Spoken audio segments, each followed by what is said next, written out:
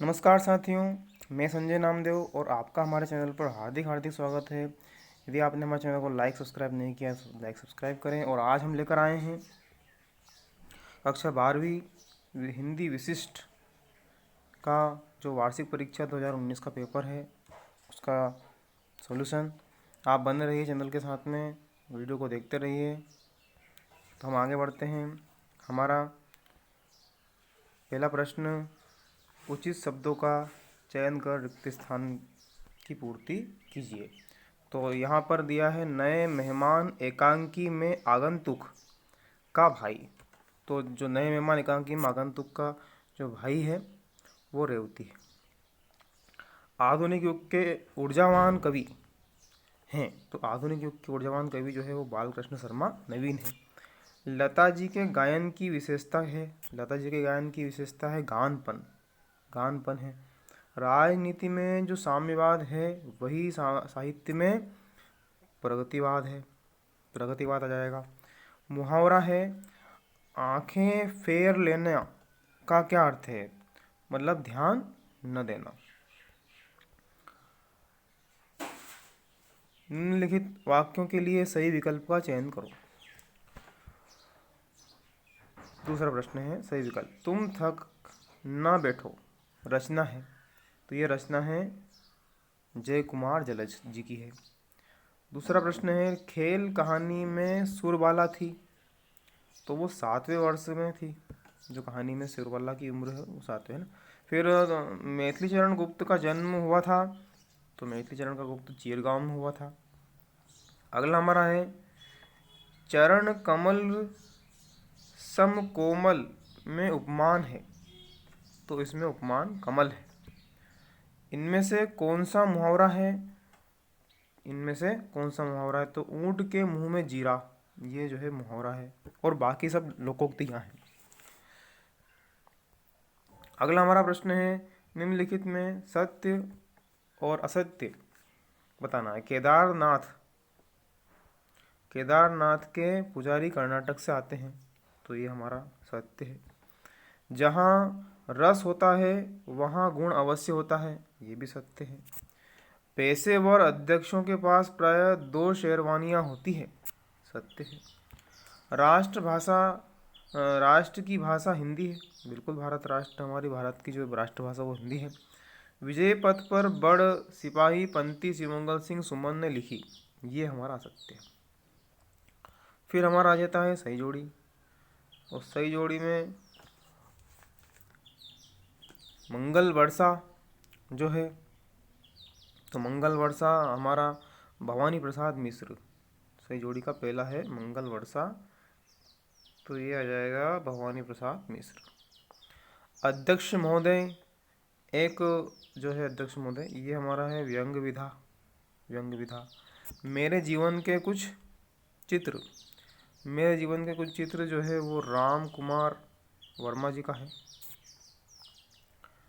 लक्ष्यार्थ जो है भ्रांतिमान आ जाएगा। और रस के 4 अंग होते हैं, ये यहाँ 4 आ जाएगा। इस प्रकार से ये हमारा 5वें का हो गया, ये हो गया चौथे का। व्यंग विधा दूसरे वाले का उत्तर हो गया, ये हो गया हमारा तीसरे का, और ये पहले का। इस प्रकार से सही जोड़ी हमारी। अगला हमारा है, एक वाक्य आप लिख एक शब्द में उत्तर लिखिए। तो पहला प्रश्न है, किन्हीं 2 बोलियों के नाम। तो 2 बोलियों के नाम हैं मालवी और निमाड़ी बोली, 2 बोलियां हो गई। देह पर गर्व क्यों नहीं होना चाहिए? इसलिए नहीं होना चाहिए क्योंकि देह जो है वो नश्वर है। दूसरे का उत्तर हो जाएगा, देह नश्वर है इसलिए देह पर गर्व नहीं होना चाहिए। फिर जहाँ उपमेय में उपमान से श्रेष्ठ न्यून बताया जाए वहाँ कौन सा अलंकार होता है? तो वहाँ हो जाता है व्यतिरेक अलंकार हो जाता है।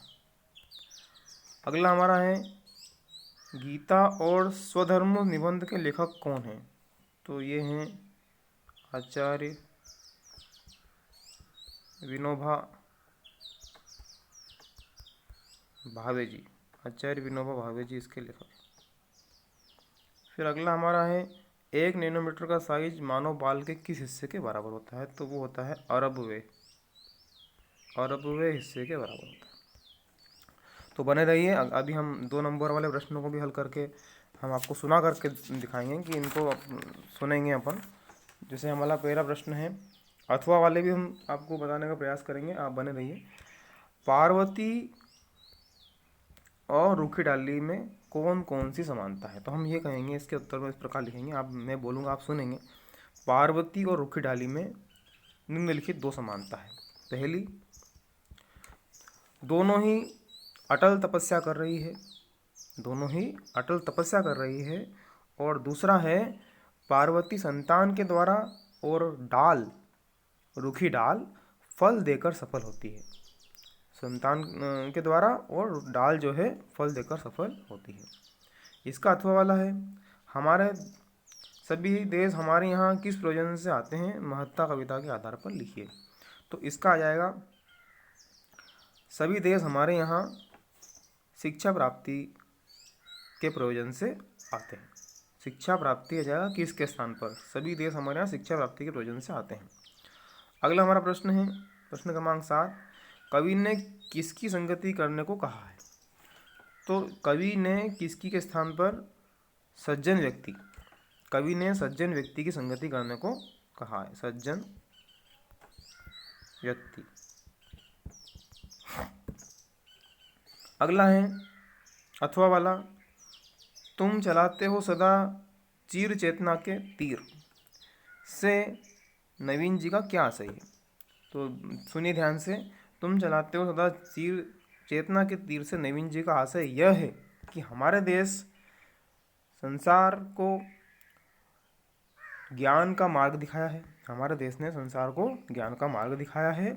उसी ओर संकेत करते हुए भारतीय मानवता को उद्बोधन किया गया है कि तुम सदैव से शाश्वत चेतना का संदेश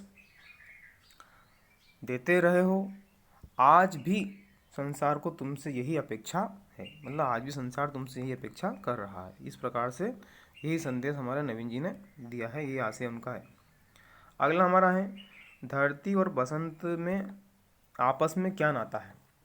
तो धरती और बसंत में आपस में क्या के स्थान पर आ जाएगा? मानवता, मानवता का नाता है। इसका अथवा का प्रश्न है, कवि ने भारत माता की जय जयकार का आह्वान किसके लिए किया है? तो कवि ने भारत माता की जय जयकार का आह्वान भारत के वीरों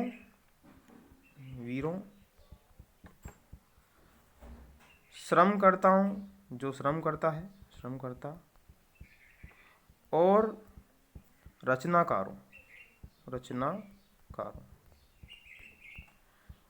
वीरों, श्रमकर्ताओं और रचनाकारों के लिए ही कवि ने भारत माँ की जय जयकार का आह्वान किया है। अगला हमारा प्रश्न है, केवट की जीविका का एकमात्र आधार क्या है? तो आप जानते हैं कि केवट की जो जीविका है उसका नाव चलाता था। केवट, नाव चलाना ही उसकी जीविका का एकमात्र आधार है, नाव चलाना।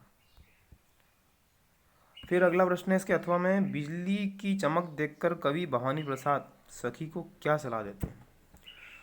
तो बिजली की चमक देखकर कवि भवानी प्रसाद सखी को सलाह देते हैं कि, काय की सलाह देते हैं? कि वो भागकर छिप जाए, भागकर छिपने की सलाह वो देते हैं, भागकर छिपने की सलाह देते हैं कवि।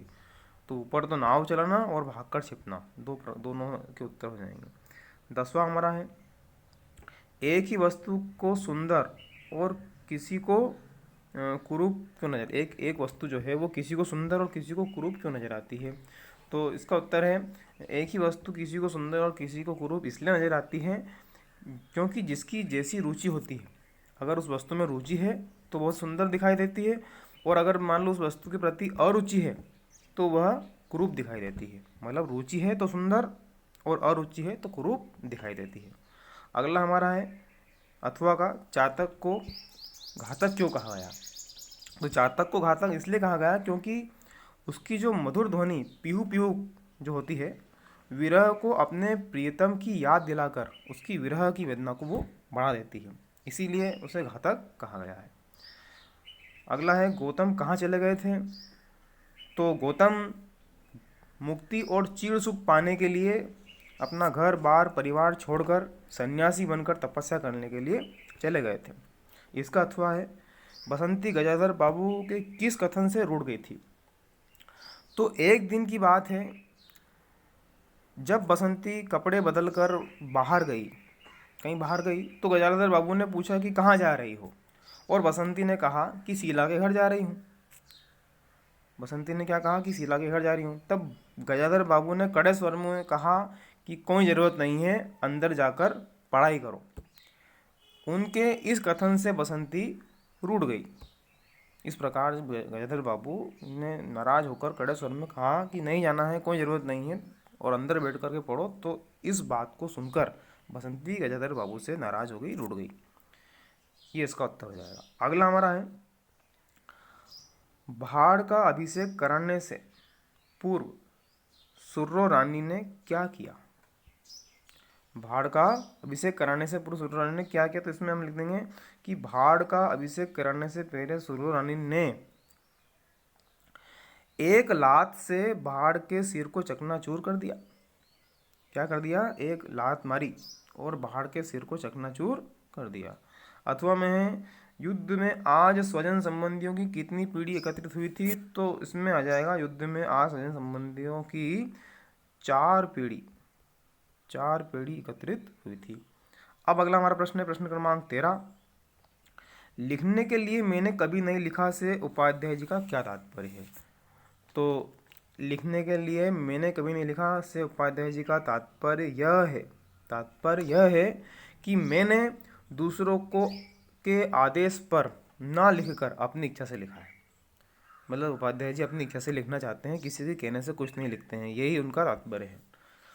गांव की संध्या में पूजा भाव किन ध्वनियों में प्रकट होता है?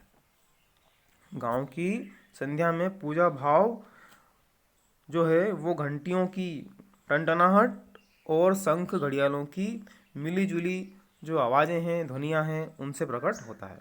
किससे होता है? घंटियों की टनटनाहट और शंख घड़ियालों की मिली-जुली जो ध्वनियाँ हैं, उनसे ये पूजा भाव प्रकट होता है। अगला हमारा है, बांसुरी की मीठी टेर सुनकर देवकी ने क्या अनुभव किया? बांसुरी की मीठी टेर सुनकर देवकी ने यह अनुभव किया कि मानो मेरे भीतर, मतलब देवकी के भीतर, अलौकिक पुष्पों की बगिया महक रही हो और 10 दिशाएं सुगंधित हो रही हैं। वे कहती है कि मैं शरीर मात्र नहीं हूँ, विराट अस्तित्व हूँ। ऐसे भाव, ऐसे अनुभव देवकी को वो बांसुरी की मीठी आवाज़ सुनकर आते हैं। आयतित अंधकार से सोम ठाकुर का क्या, ये अथवा का प्रश्न है कि सोम ठाकुर का क्या अभिप्राय है आयतित अंधकार से? तो आयतित अंधकार से सोम ठाकुर का यह अभिप्राय है, कवि ये कहना चाहता है कि आयतित अंधकार जो है वो पश्चिमी भोगवादी संस्कृति के आगमन को कहा गया है। पश्चिमी भोगवादी संस्कृति के आगमन को कहा गया है आयतित अंधकार। हमारी नई पीढ़ी भारतीय संस्कृति को जो भूल करके पाश्चात्य सभ्यता के पीछे दौड़ रही है, नई पीढ़ी भारतीय संस्कृति को भूल करके पाश्चात्य सभ्यता के पीछे दौड़ रही है, जिससे हमारे नवयुवकों का भविष्य अंधकारमय हो रहा है। नवयुवकों का जो भविष्य है, इस कारण से वो अंधकारमय हो रहा है और ये हमारे अधोपतन का कारण है। यही सोम ठाकुर जी का तात्पर्य है आयतित अंधकार से। अगला हमारा प्रश्न है, प्रश्न क्रमांक 15, निम्नलिखित वाक्यों को शुद्ध करके लिखिए। आपका स्वास्थ्य अब कैसा है? तो आपका स्वास्थ्य अब कैसा है, तो इसको हम सही करके लिखेंगे कि अब आपका स्वास्थ्य कैसा है। उसका होश उड़ गया, तो इसको ऐसे जो हांस लिखा है इसको होश कर देंगे, होश, बाकी ऐसे हो जाएगा। अथवा में निम्नलिखित मुहावरों का अर्थ लिखकर वाक्यों में प्रयोग कीजिए। कलेजा जलना, कलेजा जलना का अर्थ है ईर्ष्या होना, और प्रयोग है राजू की प्रगति देखकर मोनू का कलेजा जलने लगा। राजू की प्रगति देखकर मोनू का कलेजा जलने लगा, इसका अर्थ आपको बता दिया, ईर्ष्या होना। अंगूठा दिखाना, धोखा देना, इसका प्रयोग है बुरा समय आने पर दोस्त जो होते हैं वे भी अंगूठा दिखा देते हैं। बुरा समय आने पर दोस्त भी अंगूठा दिखा देते हैं, अपने भी अंगूठा दिखा देते हैं, ये इसका अर्थ हुआ। अंगूठा दिखाना मतलब धोखा देना। विभावना अलंकार की परिभाषा लिखिए। तो विभावना अलंकार की परिभाषा ये है कि काव्य में जहाँ कारण के बिना, काव्य में जहाँ कारण के बिना कार्य का होना पाया जाता है वहाँ विभावना अलंकार होता है। एक बार फिर से सुनिए। काव्य में जहाँ कारण के बिना कर्म कार्य का होना पाया जाता है वहाँ विभावना अलंकार होता है। उदाहरण के रूप में बिनु पद चले सुने बिनु काना, बिनु पद चले सुने बिनु काना इसका उदाहरण हो जाएगा। महाकाव्य के दो लक्षण, तो महाकाव्य के दो लक्षण निम्न हैं। पहला है महाकाव्य में समग्र जीवन का चित्रण किया जाता है, समग्र जीवन का चित्रण किया जाता है। और दूसरा है इसमें आदर्श जीवन शैली महान उद्देश्यों की स्थापना की जाती है। फिर से सुने, महाकाव्य में समग्र जीवन का चित्रण किया जाता है और इसमें आदर्श जीवन शैली तथा महान उद्देश्यों की स्थापना की जाती है। तो ये 2 नंबर तक के प्रश्न हमने आपको हल करवाए। बने रहिए हमारे चैनल के साथ में। बहुत बहुत धन्यवाद।